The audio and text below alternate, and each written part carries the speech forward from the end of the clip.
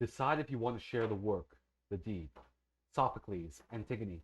I think it's really poignant that we start our discussion here with this comment because it is the central thesis by which uh, Arendt and the feminist politics go in different directions with regards to the commodification of emotional labor and the question of whether the personal is political. This is a key question for our continued examination about Arendt's supposed racism and sexism. So the Arendt question in feminism. Arendt was not invited to the dinner party, but Judy Chicago did count her as one of the 999 women of importance in her story. In many respects, Arendt was unprecedented, a major political philosopher of our time, a woman greatly respected in the intellectual establishment, the central political theory thinker of this century whose work has reminded us of the loss of public space. Arendt is a global thinker. She's an intellectual. Everybody respects her. Okay, she's one of the most powerful figures in the tradition of civic republicanism. The political theorist who wrote most powerfully on the theme of public and private in our time, and who tried hardest to renew our access to politics as a public happiness. Arendt's work is needed for us to defend the private realm against the incursions of the public, unlike what the personal is political is doing today. For those who keep track of such things, with young Brule, these are all feminist thinkers, by the way. Arendt was also exceptional, the first woman to give the Christian Geuss seminar at Princeton University, the first woman appointed to the rank of full professor at Princeton University, one of the only few female academicians to receive honorary degrees at a dozen American universities, one of the very few to be awarded prestigious Lessing Prize of the Free City of Hamburg, Emerson Thoreau Medal of American Academy, the Sigmund Freud Prize of Deutsche Akademie für Sprache and Dichtung. Arendt's friend Mary McCarthy thought her a goddess, a chthonic goddess, a fiery one rather than an airy one, enacting a drama of the mind. At her funeral in 1975, Arendt's friends Jan Hannes or Hans Jonas, these are all famous people, said she has a style of inquiry, debate, which will ensure that no cheap formula for the human predicament will pass muster so long as her example is remembered.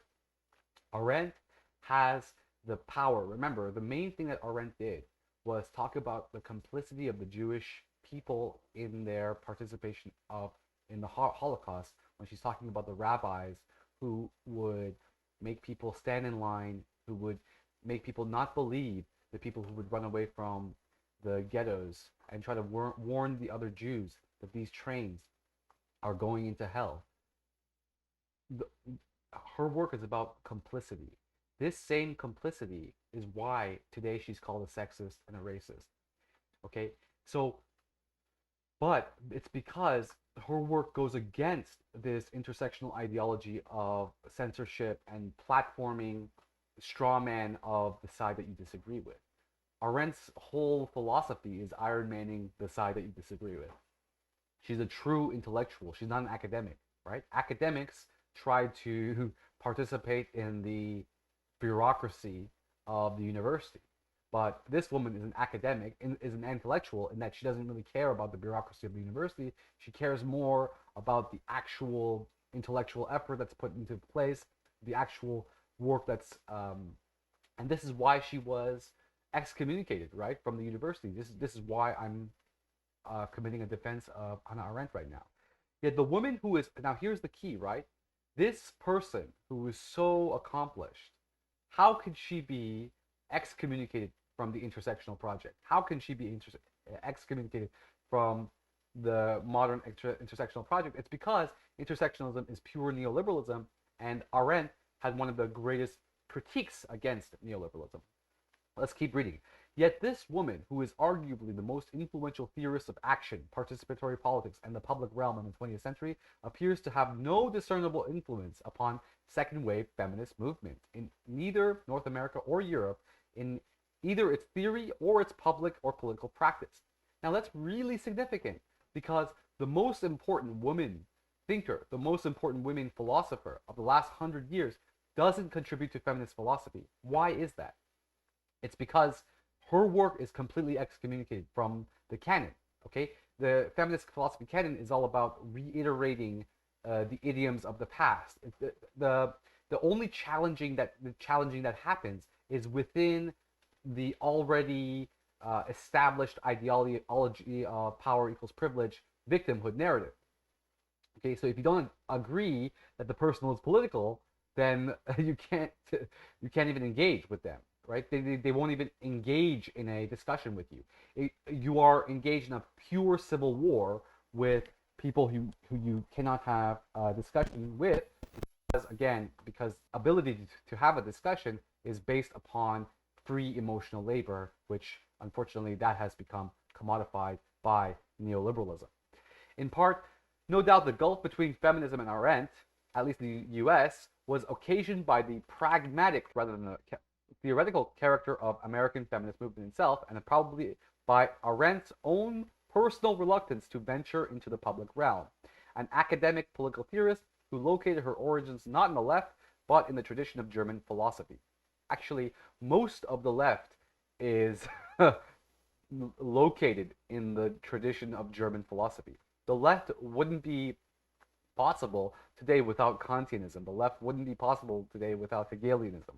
The left wouldn't be possible today without Marx's interpretation of Hegel, right? Arendt was unlikely a source of inspiration for the activists of American feminism in any other of the ideological varieties, even its theoretical vein. However, feminism was unlikely to find in Arendt in line compatible with the idea that the personal is political. As Anne Phillips in 1991 wrote, when Arendt defines politics in terms of pursuit of public happiness or the taste of public freedom, she's employing a terminology almost opposite to that adopted within the contemporary women's movement. Certainly, the gulf between feminism and Arendt was enforced by her unwavering inclination to distance herself from women's liberation in general.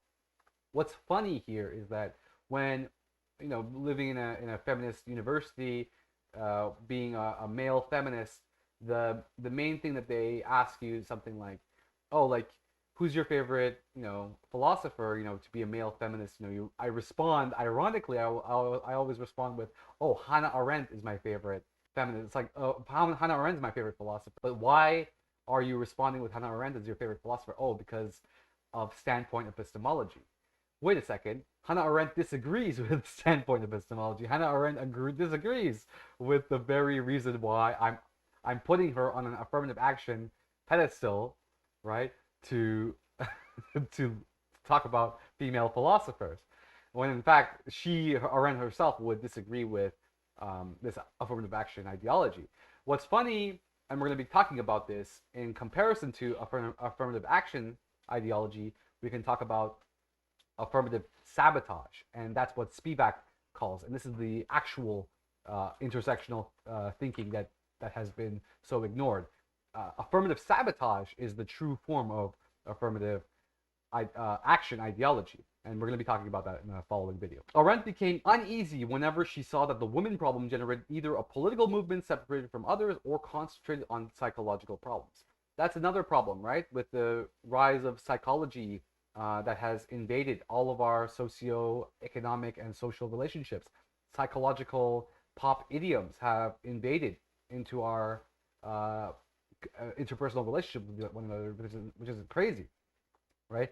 Because most people who repeat these psychological idioms, they don't understand the whole context of what they're talking about, and especially, as I've talked about in this channel before, the precepts of psychology they have universal laws, right? Those universal laws apply quite well for people who basically are so messed up with their lives that they need some sort of logical anchors or definitions about what this is or what that is or what that is. I need to be able to cut people off from my life because I'm a crackhead, and I need to cut off the crackheads from my life. Yeah, that works.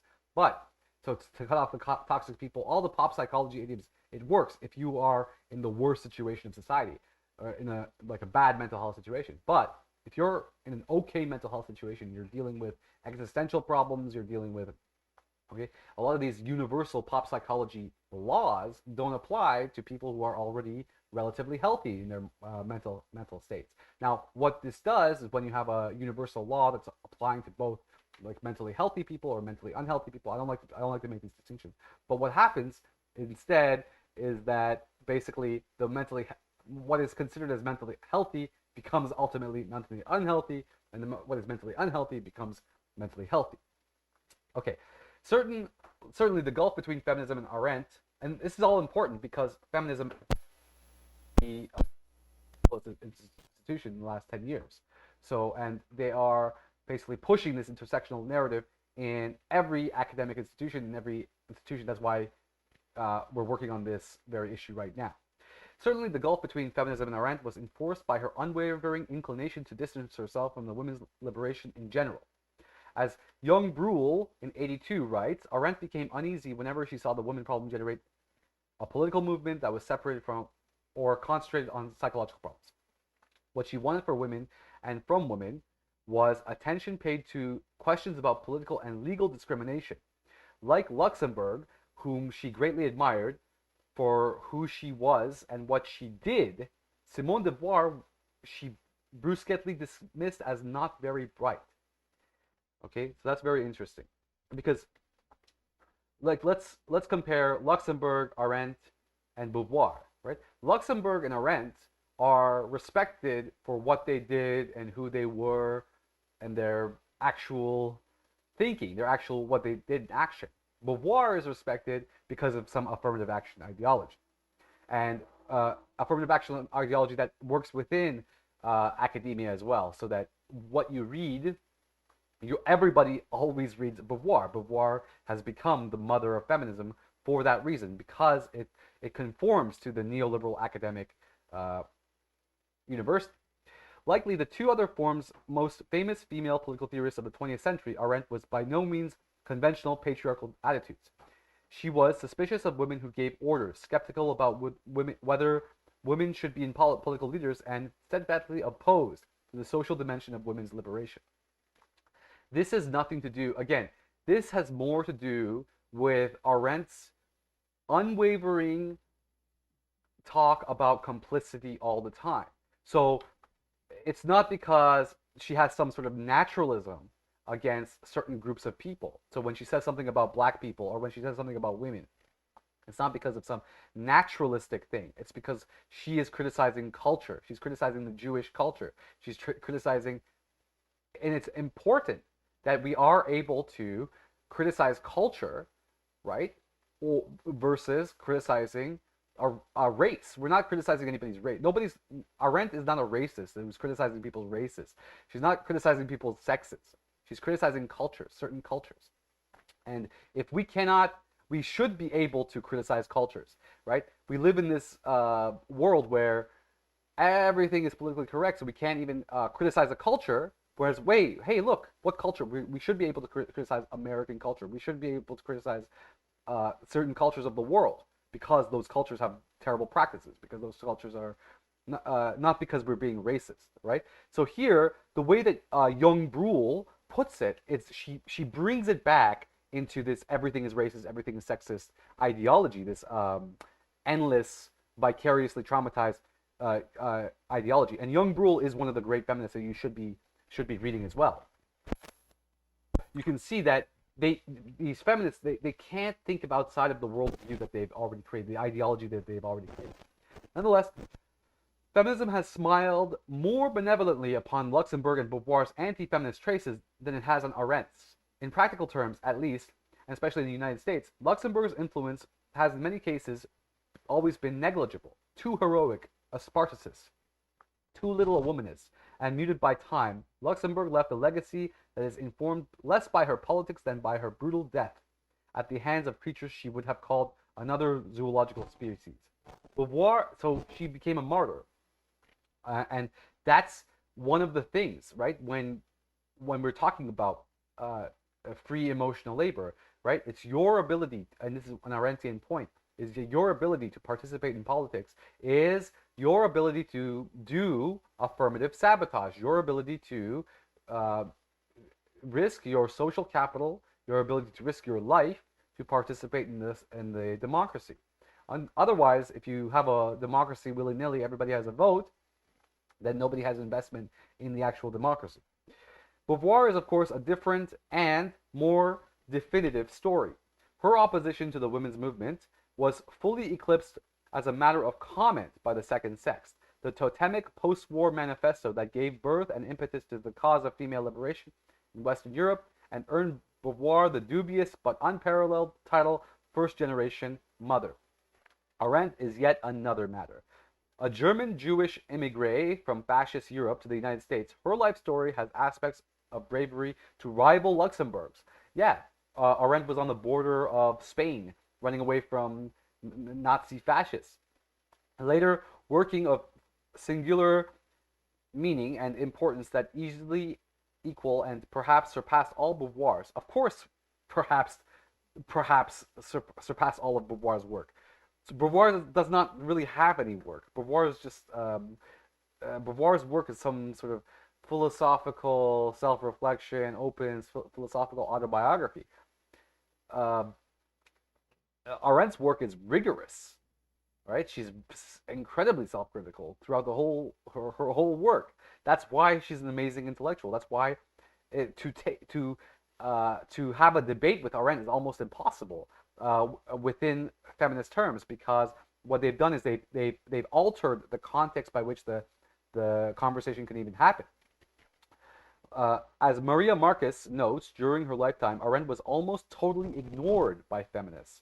After her death, however, and as her work began its uncertain, always adventurous course throughout history. See, this is why it's so important that we get out of this publish or perish, repeat intersectional idioms, ideologies that we've created for ourselves, because the only true philosophy that will stand the test of time are those that are ignored now, but after the person dies, they cannot be ignored because of the philosophical might, the philosophical position of their whole their whole work, right? Arendt is somebody that just cannot be ignored. Not only cannot she be ignored, she can't be ignored as a philosophical thinker, not as a feminist, right? The funny thing here is, like, Beauvoir, Young Brule, thousands of these feminist thinkers, I can ignore them based on philosophy itself, but I cannot ignore someone like Arendt. Rhetoric, nobody's taking seriously the ideas of Hannah Arendt. They all just sidestep. I know we're going to be taking on more and more supposed critiques, but as we will see, they're just straw man after straw man after straw man. So the problem with the feminist engagement with Arendt, is that it generates more heat than light, right? It's exactly how politics is a screaming match between different sides now. People aren't willing to listen to each other. Feminists don't listen to each other, so the TERFs and the SWERFs and the SMERFs, they don't actually listen to each other. So what chance does Hannah Arendt have to even get an ear in that? An ear that's not based on just trauma. The polemics, as we will see, are partly symptomatic of some tensions within feminist theorizing itself, and thus they reveal as much about certain theoretical presuppositions in contemporary academic feminism as they do about Arendt. Exactly. And this is why this book is banned, right? This is why this book is so hard to get, Turning Operations. Right? I have it on archive.org. It's very actually kind of difficult. It's one of the most difficult books I have tried to get. All right. The gendering of Arendt. Really here, the question as a man, as I come into this question, is that there are some people who are women who are completely traumatized by the phallic object, and we should be listening to those people. Whereas the other people, the trans feminists, they are completely traumatized by the fact that they're excluded from womeninity, right? And the fact that the reason why these two groups are failing to talk to each other is because they both commodified emotional labor, is because they both refuse to listen to each other. So we have these supposed democratic societies where people are actually, they yell at each other. The two groups are supposed to be on the same side against Jordan Peterson, let's say. they're yelling at each other more than they are at Jordan Peterson, and that's why it makes a lot of sense for a lot of people who are, have no dog in the race to just be like, fuck this whole thing is stupid, let's just move to the right. So the left pushes people to the right, and when the people move to the right, when the working class people who don't give a fuck about gender binary and all this fucking crazy university crap, when those people start voting right, it's it's because they're idiots. It's because they're racist. I have no qualms. I don't care about this question. Firstly, because the reason why people do care about this question is because it has to do with their ability to get affirmative action privileges. That's the first reason, which is the insane part. The second reason why people care about this question so much is because they have a dog in the race, and they have some sort of trauma about this question, right? Whether they are a woman, whether but the only dog I have in this race is the one that I've been saying the whole time, which is do not commodify emotional labor when we are discussing with each other, us leftists with each other. Because if you commodify emotional labor, you're giving all the power to the right-wing people. The activity of textual interpretation of and the reception of any other author takes place against the background of particular but invariably complex historical and ideological and practical realities. Much hinges not upon the texts that are available or selected by interpreters, but also upon the discursive context within which the practice of interpretation transpires. Although a full accounting of the background against the feminist reception of Arendt initially unfolds is impossible here, we should note that from the start it is shaped by one specific text and specific discursive context. In the years immediately following Arendt's death, most secondary studies on her work focused primarily, if not exclusively, upon the text Vita Activa, or the human condition. Given the scope and power of almost all of Arendt's writings, it is not altogether predictable that she wanted to call Amor Mundi, Love of the World, would become her most widely read and interpreted work. From a contemporary political perspective, the origins of totalitarianism is more vivid and compelling. It's right to say, young Brühl is right to say, no one who wishes to study totalitarianism can ignore it. Eichmann in Jerusalem is stunning and courageous. Raoul Vaneigem maneuvers deftly an intersection of biography, gender, class, and ethnicity. On Revolution is a work on the justice of William O. Douglas, foresaw a classical treatise, and Between Past and Future is the text that Arendt herself thought as one of her best works. The human condition is the vast surveyor's map of concepts and insights in which the main elements of Arendt's rich and complex valuation of the condition of human existence are explicitly and systematically put forward for the first time and last time. So in this sense, the human condition is also a map to the hidden treasure of Arendt's work and thinking, as well as a guide to the rest of her work. Amazing work. You should definitely read it. The Human Condition and Eichmann in Jerusalem, two of my favorite books of all time. The concept that constitute Arendt's map appears in ones, twos, and threes, sometimes multiply into fours and sixes. One term constitutes the text map itself, vita activa.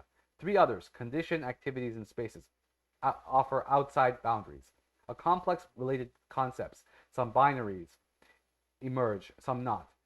Inside, earth, world, private, public, social, household, polis, society, worldliness, worldlessness, labor, work, action, natality, mortality, plurality, animal laborans, homo faber, process, life, necessity, means, ends, instrumentality, fabrication, action, speech, and freedom.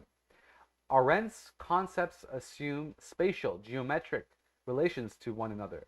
They are variously parallel, transverse, orthogonical, homologous, but always circumscribed, delimited, and specified. Arendt wants to refocus our attention on certain distinctions that have transformed over time and have also become blurred. Hence, the concept of the human condition take on various temporal relationships that she poses on reversals. For example, in the classical age, the human capacity for action enjoys existential priority over the capacity for work. In early modernity, work triumphs over action. In late modernity, labor and life are victorious over action and work. Increasingly, the social invades the public world. Animal laborans overwhelms homo fiber, and falls freedom falls prey to necessity. Arendt's concepts are fluid. They mix and match, intermingle, separate, change position, appear, disappear, and reappear along a narrative course that is itself a tale of cyclicalities, lineations, reversals, dead stops, and boundless possibilities. What this adds up to is an exceedingly dense and complex, always proactive, and always often frustrating text that has focused the scholarly attention on Arendt for the past 15 years. Feminist theory and scholarships are no exceptions. And the funny thing is, I have never. This is such an amazing characterization of the human condition. It totally explains all the various multi-dimensional perspectives that the human condition work allows us to see, and I just don't see anything coming close written in the whole feminist canon with what the amazing work that Hannah Arendt has produced, the amazing intellectual work that Hannah Arendt has produced, and there has been no systematic response to Arendt, and we are going to be, and there have been two actually by Joy James and Gynes, but we're going to be taking on those works as insufficient. What this background for this by what may also be called the dominant discourse context of feminist theorizing in the United States in the 70s and 80s. We now have a series of terms that identify it as feminist standpoint theory, standpoint epistemology, otherwise known as pure cancer, cultural feminism, or the difference theory. And all of these people, Nancy Fraser, Young, Harding, these are all the creators of this destruction of socialism. The difference feminists who cast rather romantic figures against the grain of oppression studies who were determined to reassert the concept of women as starting point for academic feminism. They were also skillful purveyors of rhetoric who often relied on attractive phrases and striking images, including maternalism, to advance the celebration of female difference. Now, that's actually one of the basic strategies here is basically half truths, half lies, and we're going to be talking about that in another section of this book. The idea is that you don't need to have a complete philosophical theory to do your practical march towards liberation. So, in fact, complete philosophical theories are probably go against that very practical notion. So what do we do is that we start instead with questions, Leninist questions like, who does this help? Who does this help? And the funny thing is that we can, and for feminists, the question is clear: who does this help? What does this action help? What is this political action? Who will benefit from this political action? That's the Leninist question. Unfortunately, we can ask the same question. We can ask the same Leninist question to the same policies that modern liberal society, modern so-called liberal society, neoliberal liberal society, I have to say that twice, creates is ironically, who does it help? Look at that Leninist question. What kind of, when we look at how neoliberal liberal laws, ultimately, who do they help, right? Who supports affirmative action at the end of the day? Is it colored people who support affirmative action or white women? It's funny, right?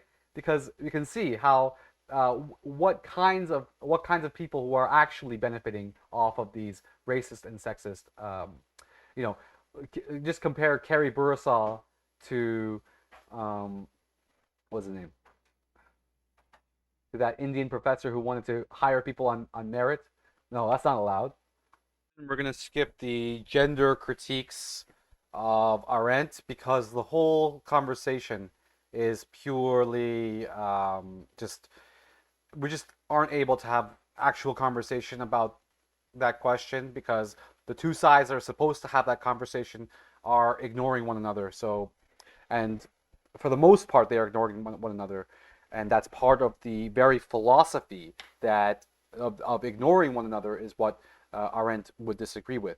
So we're going to ignore the question of whether um, Arendt is gender centric or not, because feminism itself hasn't actually, um, doesn't actually have a good answer for that. They're at war. They're at endless civil war with each other. So Adrian Rich, I actually love uh, the poetry of, and Mary O'Brien set out the initial tone for the feminist reception of Arendt, and for both of them, in effect, declare Arendt as a woman who thinks like a man. Rich and O'Brien also bring decisive interest to bring upon the human condition. It's funny, right? Because when there's a woman that's actually so accomplished, and they call her, they say that she's thinking like a man. It's kind of weird.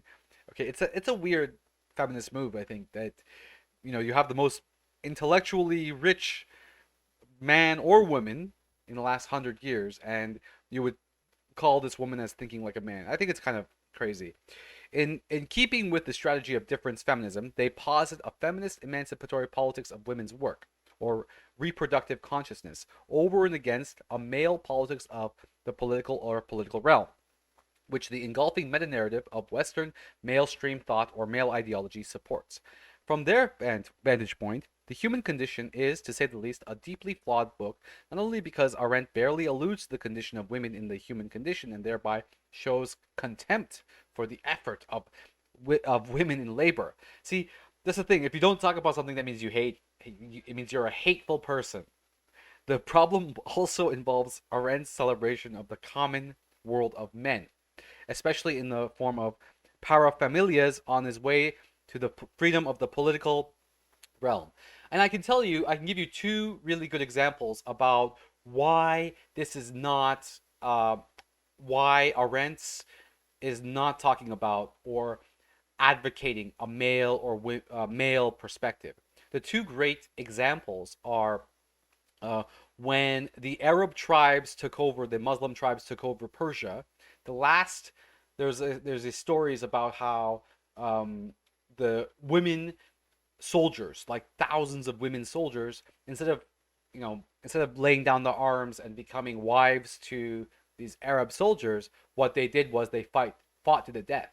That's one example. Another example is the classic Greek example of women who came together under a strike to stop the war. I forgot the specific example, but uh, two Greek city-states that were at war, and the women in both those Greek city-states, they went on strike, and both of those actions are a example of women going into the public sphere and putting their life on the line, right, to defend something that they found was. So it's not a man or women issue. Arendt, those two examples are pure Arendtian examples.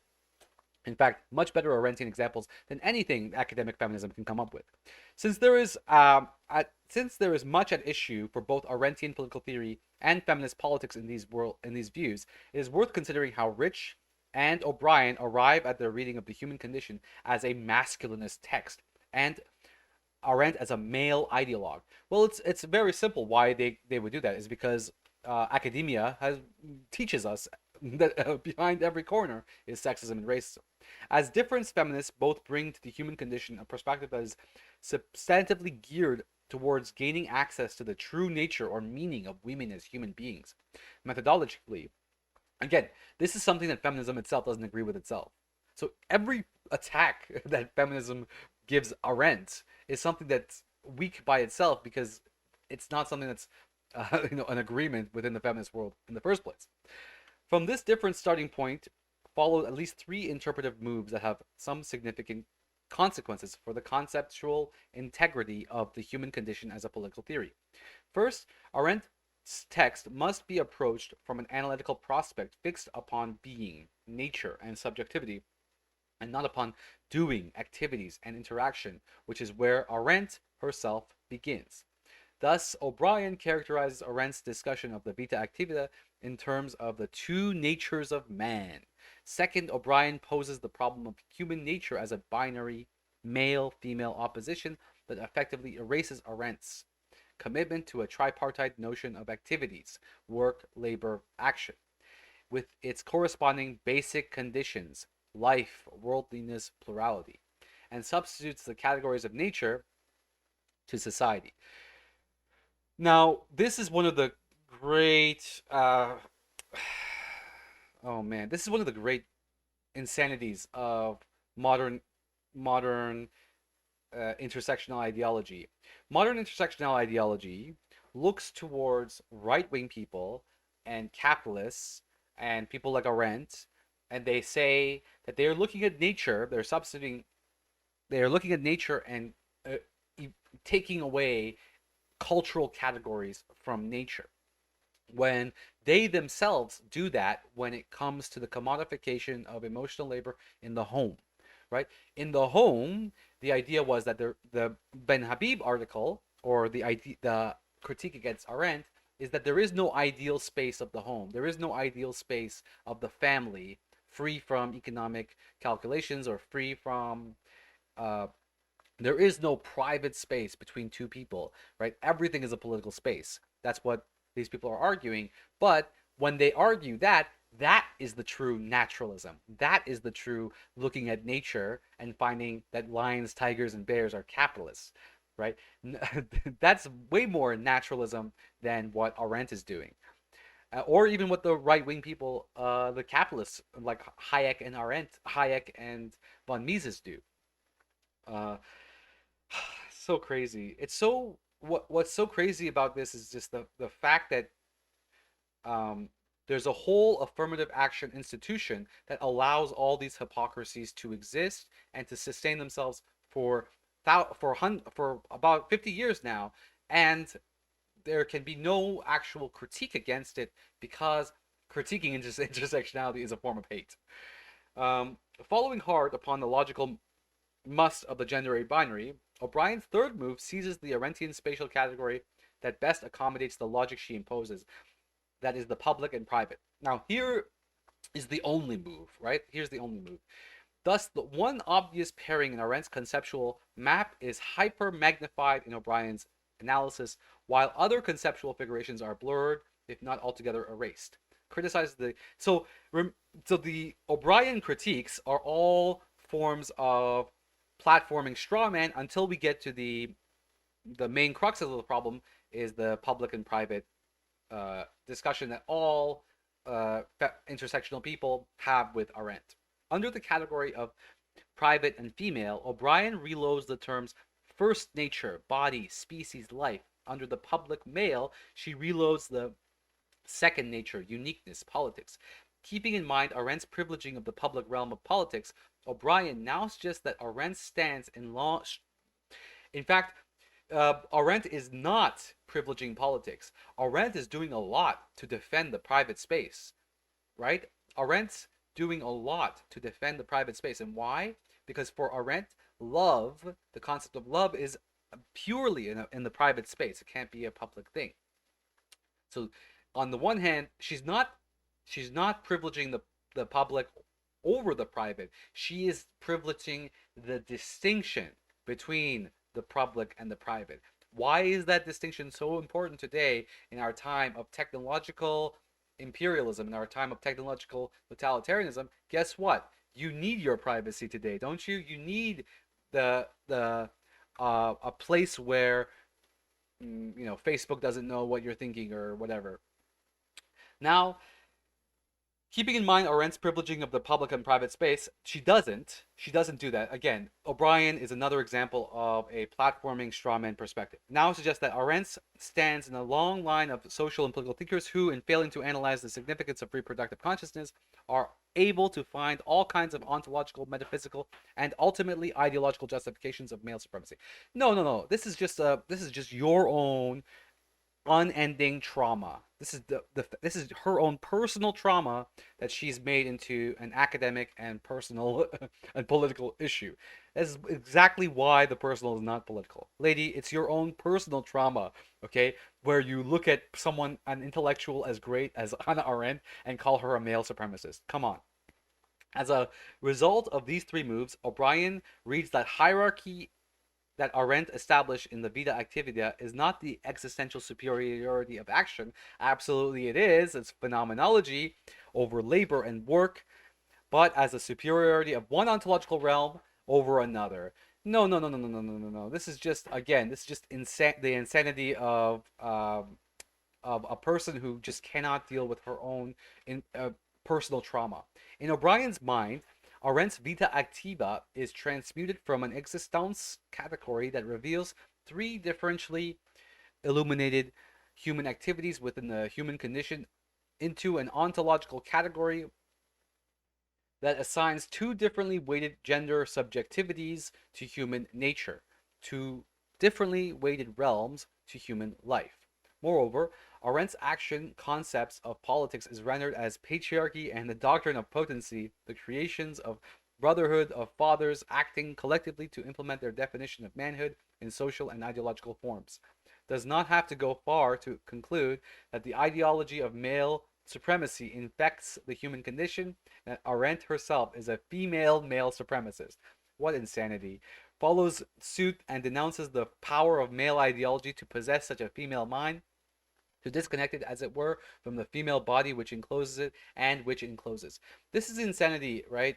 Where you have the most intellectual, women is called a male supremacist because this woman who can actually think, she's actually the best philosopher out of males and females in the last 100 years, but she's just called a male supremacist by these feminists. What follows from these adamantly dismissive views is, in essence, a series of feminist contestations over the gender of the mind that thinks Hannah Arendt's gendered female body. Now, again, this is, again, a real problem. You see the misogyny here? You see the misandry here? There's so much hate here, right? Why are they calling Hannah Arendt a male? Why are they calling her having a male mind? It's really crazy. Uh, as the text representative of the mind, the human condition remains the source of feminist inquiry onto the genderic allegiances of Arendtian thinking. And following O'Brien, the Greek polis becomes a popular excavation site for evidence of Arendt's phallocentrism.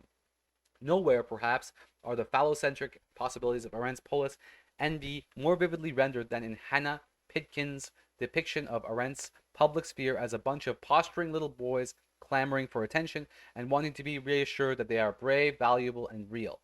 No, they aren't reassured that they are brave, value, and real through words. They are reassured that their bodies are brave, valuable, and real because they put their life on the line, something that the commodification of emotional labor doesn't do, something that we are told by pop psychology today, that putting your life on the line to defend something that you really believe in is a psychological problem rather than a political contribution.